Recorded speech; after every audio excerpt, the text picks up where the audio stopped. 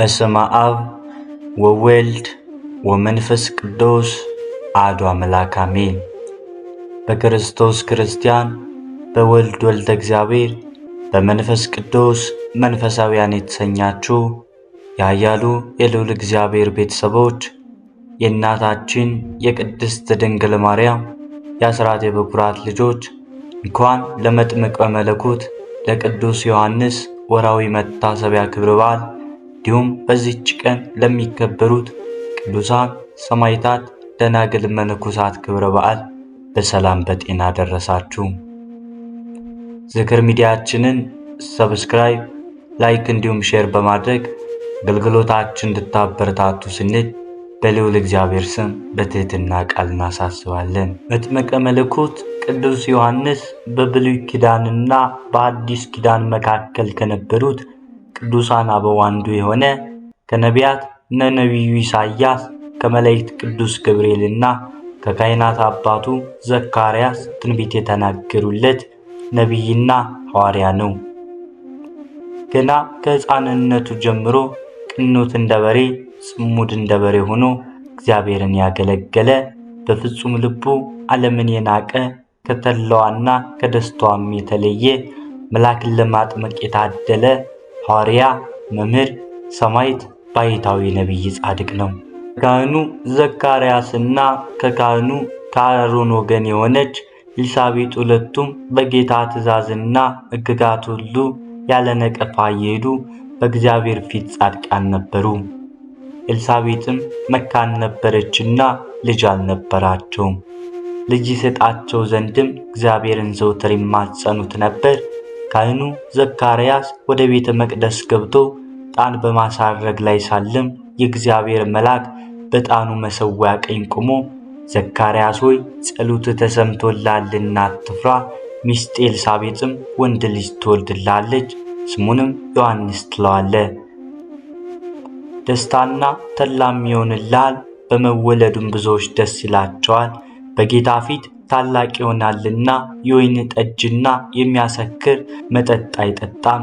ገናም በእናቱ ማኅፀን ሳለ መንፈስ ቅዱስ ይሞላበታል። ከእስራኤልም ልጆች ብዙዎች ወገን ወደ ጌታ ወደ አምላካቸው ይመልሳል። እርሱም የተዘጋጁትን ሕዝብ ለጌታ እንዲያሰናዳ የአባታችን ልብ ወደ ልጆች የማይታዘዙትንም ወደ ጻድቃን ጥበብ ይመልስ ዘንድ በኤልያስ መንፈስና ኃይል በፊቱ ይሄዳል ብሎ አበሰረው። ካህኑ ዘካርያስም እኔ ሽማግሌ ነኝ፣ ሚስቴም በዕድሜዋ አርጅታለችና ይህን በምን አውቃለሁ አለው።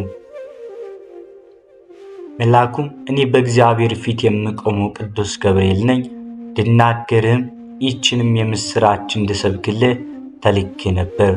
እነሆም በጊዜው የሚፈጸመውን ቃሌን ስላላመንክ ይህ ነገር እስከሚሆን ቀን ድረስ ዲዳ ትሆናለህና መናገርም አትችልም አለው። ከውጭ ቆመው ጸሎት ሲያሳርጉ የነበሩት ሕዝብ ዘካርያስን ከቤተ መቅደስ እስኪወጣ ይጠብቁት ነበር። በመዘግየቱም ይደነቁ ነበር። ከቤተ መቅደስ በወጣም ጊዜ ሊናገራቸው ባለመቻሉ ይጠቅሳቸው ነበር። በዚህም በቤተ መቅደስም ራእይ እንዳያስተዋሉ ከመልአኩም ቃል ተነሳ ካህኑ ዘካርያስ ልጁ ቅዱስ ዮሐንስ እስኪወለድ ዲዳ ሆኖ ኖረ።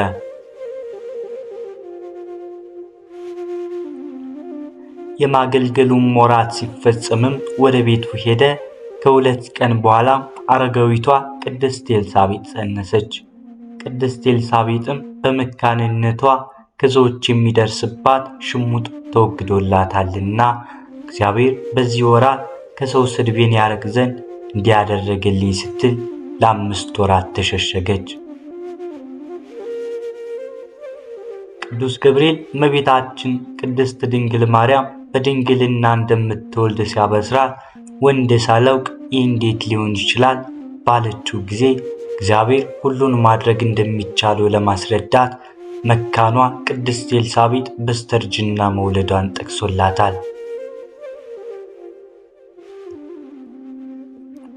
ቅድስት ኤልሳቤጥ በመስከረም 26 ቀን ታላቁን ሰው ጸንሳ ለ6 ወር ራሷን ሰወረች።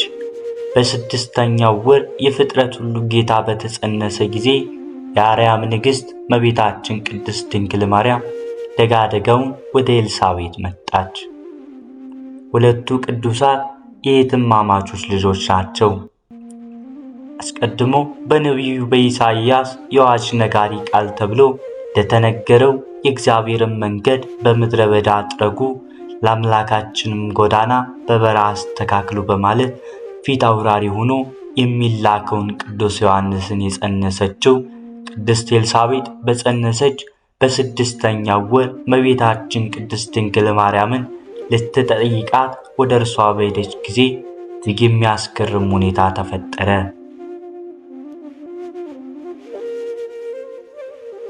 ይህም ቅዱስ ዮሐንስ በማኅፀን ውስጥ ሆኖ ለቅድስት ድንግል ማርያምና በማኅፀኗ ላለው ለዓለም መድኃኒት ለኢየሱስ ክርስቶስ ሰግዷል።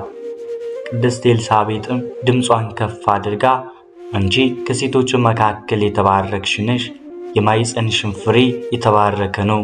የጌታዬ እናት ወደ እኔ ትመጣ ዘንድ እንዴት ይሆንልኛል? እነሆ የሰላምታሽ ድምፅ በሰማሁ ጊዜ ጽንሱ በማኅፀኔ በደስታ ዘሏልና ከጌታ የተነገረላት ቃል እንደሚፈጸምላት ያመነች ብፅዕት ናት በማለት እመቤታችንን አመስግናታለች።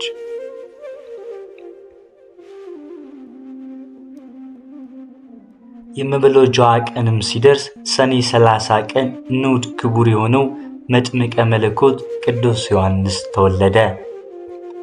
ዘመዶቹ የሕፃኑን ስም በአባቱ መጠሪያ ዘካርያስ ሊሉት በወደዱም ጊዜ እናቱ ግን ዮሐንስ ይባላለች።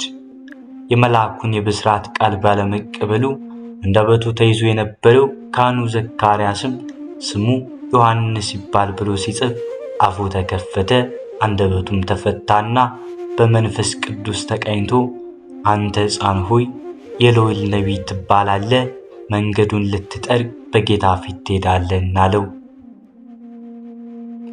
ኃጢአታቸው ስርየት የሆነውን የመዳን ዕውቀት ለሕዝቡ ትሰጣለህ። ይህም ከላይ የመጣ ብርሃን በመጎብኘት በአምላካችን ምሕረትና ርኅራኄ ምክንያት ነው።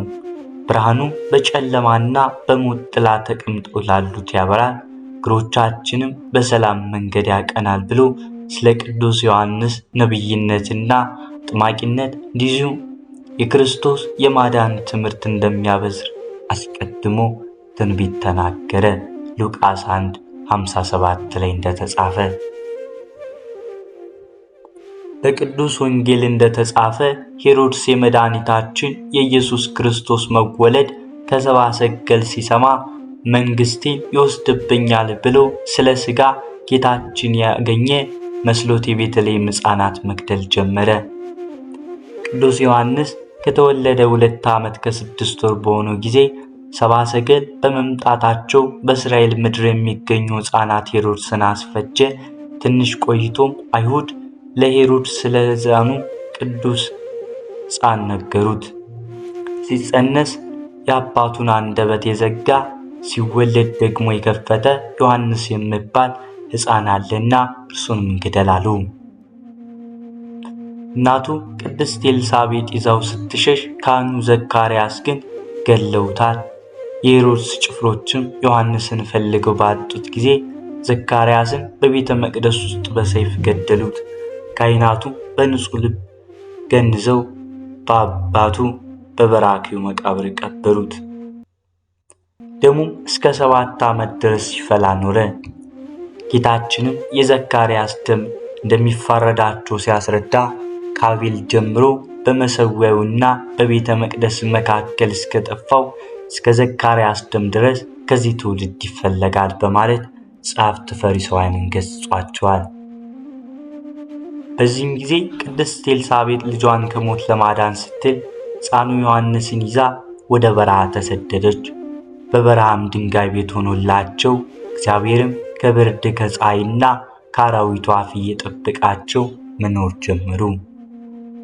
ወደ በረሃ ሲገቡም ቅዱስ ዮሐንስ የ2 ዓመት ከመንፈቅ ሕፃን ነበር። አረጋዊት ኤልሳቤጥም ሕፃኑን እያሳደገች በገዳመ ዚፋታ ለ3-5 ዓመታት ቆይታለች። ሕፃኑም አደገ፣ በመንፈስም ጠነከረ። ለእስራኤል እስከታየበት ቀን ድረስ በምድረ በዳ ኖረ። ቅድስት ኤልሳቤጥ ወደ በረሃ በገባች በ5ኛ ዓመቷ ቅዱስ ዮሐንስም 7 ዓመት ሲሞላው ሕፃኑን በበረሃ ትታ ከዚህ ዓለም ድካም አረፈች። በገድሉ እንደተጻፈው ጌታችን ኢየሱስ ክርስቶስ ቅድስት ድንግል ማርያምና ሰሎሜ እንዲሁም ቅዱሳን መላእክት ካህኑ ዘካርያስና ስምዖን በአካለ ነፍስ ተገኝተው ገንዘው ቀብረዋታል። ቅዱስ ዮሐንስም እግዚአብሔር ከአራዊት አፍ እየጠበቀው ሲርበው ሰማያዊ ህብስትን እየመገበው ሲጠማው ውሃም እያፈለቀ እያጠጣው አናብስቱና አናብርቱ እንደ ወንድምና እህቱ ነውለት በበረሃ መኖር ጀመረ። በበረሃ ሲኖርም የግመል ጠጉር ይለብስ፣ በወገቡም ጥፍር ይታጠቅ። አንበጣ በአቴና ቀምሲስ፣ በኢትዮጵያ ሰበቦት የጋጃ ማር የሚባል የበረሃ ቅጠልና ማረ ጸደንያ ጣዝማ ማር ይመገብ ነበር። ቅዱስ ዮሐንስ ከዚህ በኋላ በዚያ በረሃ የግመል ጠጉር ለብሶ ጠፍር ታጥቆ ተባይቶውን ቀጠለ። ለ23 ዓመታትም በንጽህና ሲኖር ከምድር አራዊትና ከሰማይ መላእክት በቀር ማንንም አላየም። ይችን አመፀኛ ዓለምም አልቀመሳትም።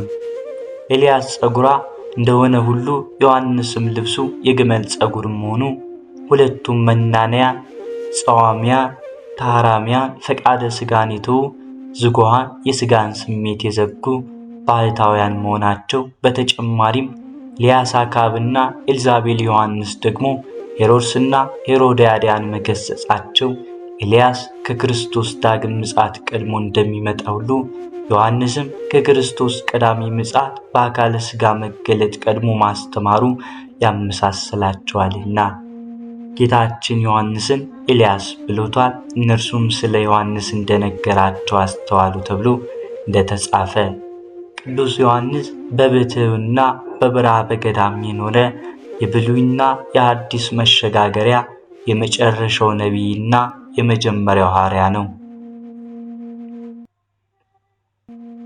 30 ዓመት ሲሞላው በነቢዩ በኢሳይያስ ቃል የጌታን መንገድ አዘጋጁ፣ ጥርጊያውንም አቅኑ እያለ በምድረ በዳ የሚጮህ ሰው ድምፅ፣ አዘግቱ ሁሉ ይሙላ፣ ተራራውና ኮረብታውም ሁሉ ዝቅ ይበል፣ ጠማማው የቀና መንገድ ይሁን፣ ሸካራውን መንገድ ትክክል ይሁን፣ ሥጋም የለበሰ ሁሉ የእግዚአብሔርን ማዳን ይይ ተብሎ እንደተነገረ ቅዱስ ዮሐንስ መንግሥተ ሰማያት ቀርባለችና ንስሐ ግቡ እያለ እየሰበከ በዮርዳኖስ ዙሪያ ወዳለው አገር ሁሉ ወጣ።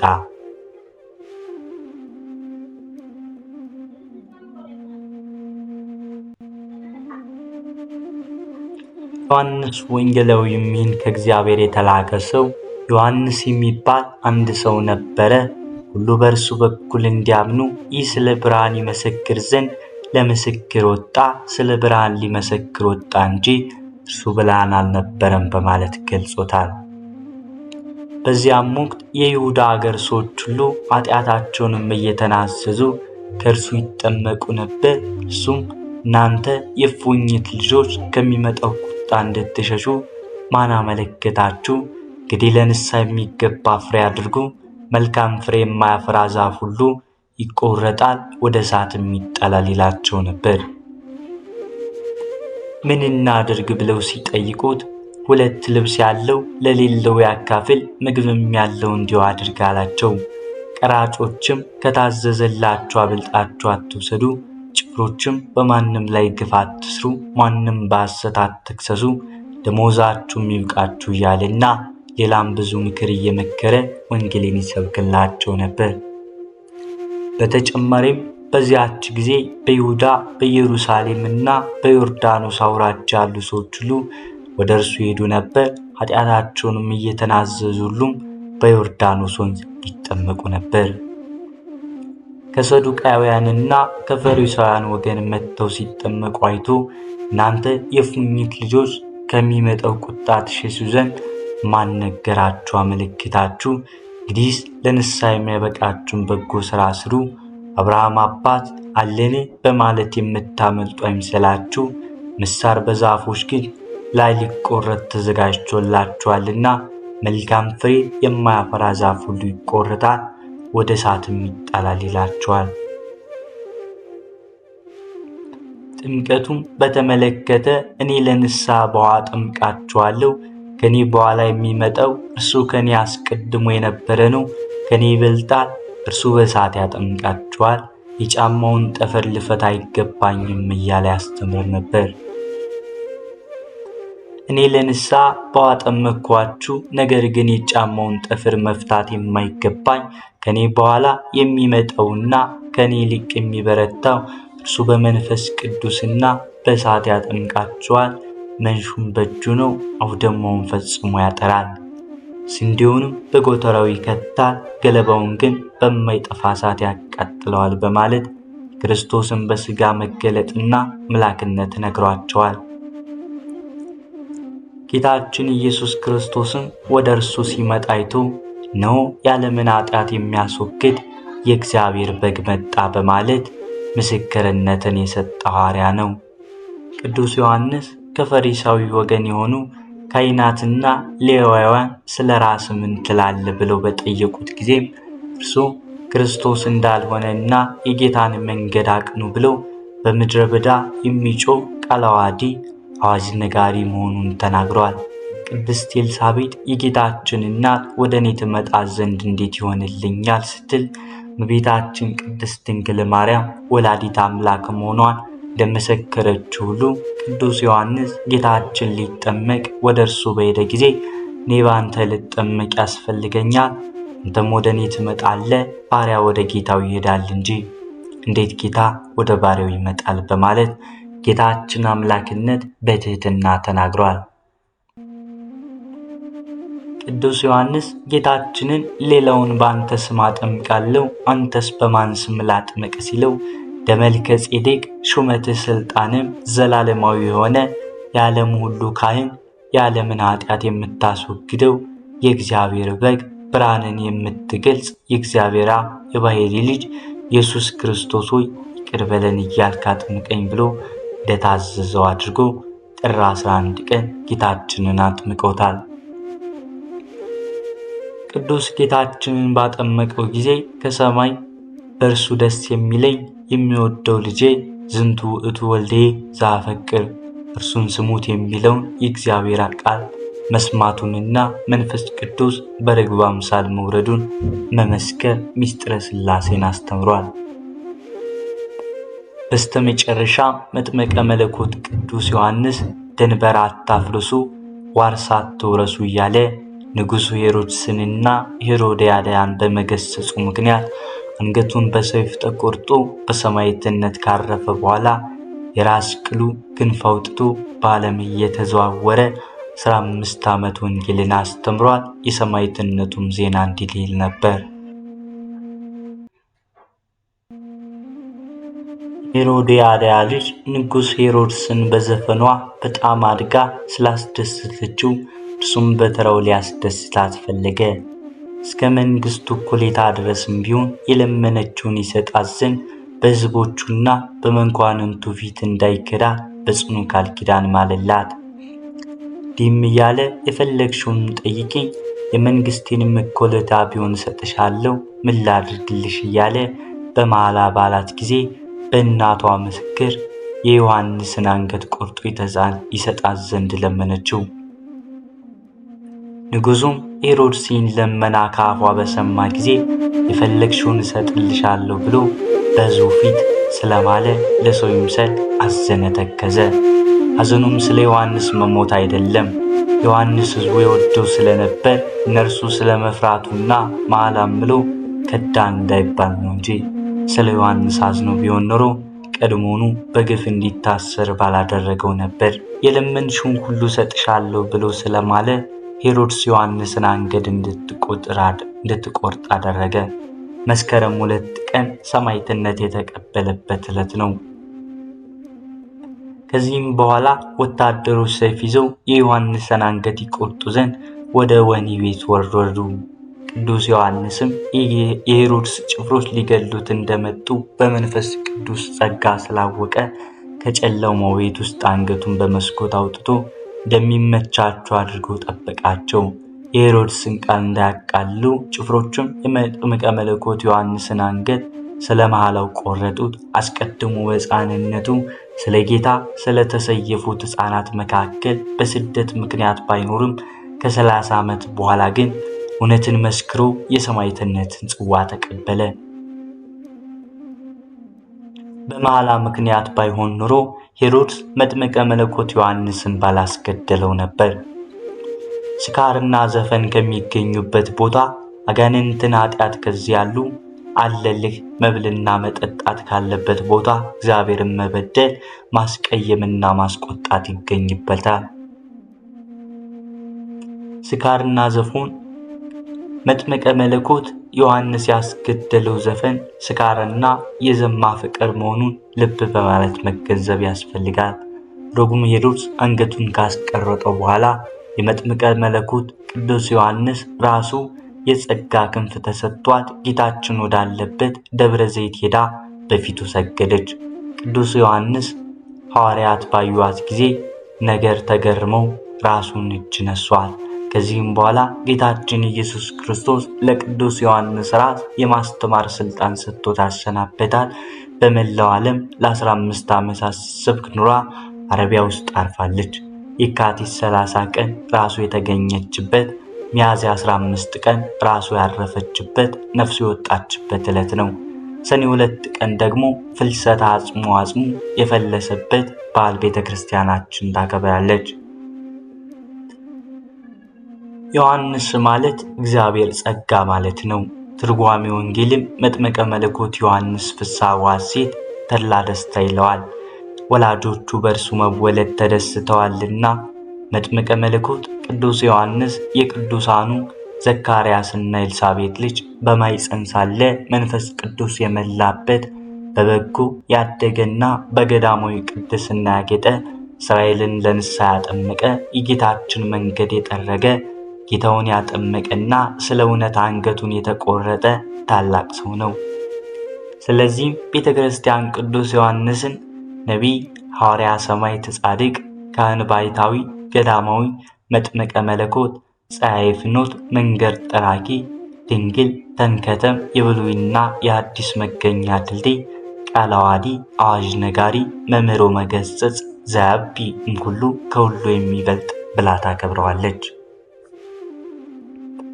መጥምቁ ዮሐንስ በነቢዩ በኢሳይያስ አስቀድሞ ቃለ ዓዋዲ ሰብክ በገዳም በምድረ በዳ የሚያስተምር የአዋጅ ነጋሪ ቃል ተብሎ የተነገረለት ነው። ጌታችንም ምን ልታዩ ወደ ምድረ በዳ ወጣችሁ? ነቢይን? አሁን ይህ ከነቢይም ይበልጣል። እነሆ መንገድ በፊት የሚጠርግ መልእክተኛዬ በፊት እልካለሁ ተብሎ የተጻፈለት እርሱ ነው። ከሴቶች ከተወለዱት መካከል ከመጥምቁ ዮሐንስ የሚበልጥ አልተነሳም። ልትቀበሉት ብትወዱ ይመጣ ዘንድ ያለው ኤልያስ ነው። የሚሰማ ጆሮ ያለው ይስማ፣ ዘበወዝኒ ይሰምዕ በማለት የቅዱስ ዮሐንስን ታላቅነት ተጋድሏል። ጌታችን በቅዱስ ወንጌሉ ስለ ዮሐንስ ሲናገር ወዝንቱ ውእቱ ማይቶት ዘያአቱ ወያበርህ፣ እርሱ የሚነድና የሚያበራ መብራት ነበረ ነው ያለው። ዮሐንስን የሚነድና የሚያበራ ፋና መብራት ብሎ ገለጸው። ይህንን ጨለማውን ዓለም ታላቅ ብርሃን ነበረ። እርሱ ሰማዕትነትን እየተቀበለ እየነደደ ለሌላው አበራ። ፀሐይ በወጣ ጊዜ የፋናን ብርሃን የሚሻው እንደሌለ ጌታን ባስተማረ ጊዜ ዮሐንስን ትምህርት የሚሻው የለምና የዮሐንስን ትምህርት በፋና የጌታን ትምህርት በፀሐይ መስሎ ተናገረ።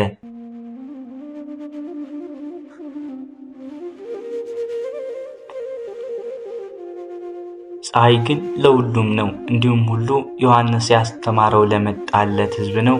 ጌታ ያስተማረው ለሁሉም ነውና የዮሐንስን ትምህርት በፋና የጌታን ትምህርት ደግሞ በፀሐይ መስሎ ያስተማረው ለዚህ ነው። የመልካ ዮሐንስ መጥምቅ ጸሐፊም ከመላእክት፣ ከነቢያት፣ ከካህናት፣ ከሐዋርያት መካከል እንደርሱ መለኮትን ለማጥመቅ የተመረጠ አለመኖሩን በመጥቀስ ዮሐንስን ከማከ ሶፈቶ ወጽሕቁ እሳተ ነዳዲ የተክህሎም ያጥምቁ ራጉኤል በትጋሁ ወኢዮ በጽድቁ። ዮሐንስ ሆይ ራጉኤል በትጋቱ ኢዮውን በጽድቁ ቢመኙም ሆነ ቢጨነቁ እንዳንተ የሚነድ እሳት መለኮትን ሊያጠምቅ አልተቻላቸውም ሲል መስክሮለታል። ቅዱስ ዮሐንስ መስከረም 1 ቀን ቃል ኪዳን የተቀበለበት ዕለት ነው። የቅዱስ ዮሐንስ ሕይወቱና ትምህርቱ ያደረጋቸውን ድንቆች ታምራቶች እንዲሁም እግዚአብሔር የሰጠው ቃል ኪዳንና ሰማዕትነቱ በገድሉ እንደተነገረው ከቅዱስ ዮሐንስ ረድኤትን በረከትን ያሳትፈን ዘንድ የልዑል እግዚአብሔር መልካም ፈቃድ ይሁንልን። ወስብሐት ለእግዚአብሔር ወለወላዲቱ ድንግል ወለመስቀሉ ክቡር። በዚሁ ቀየን። አሜን።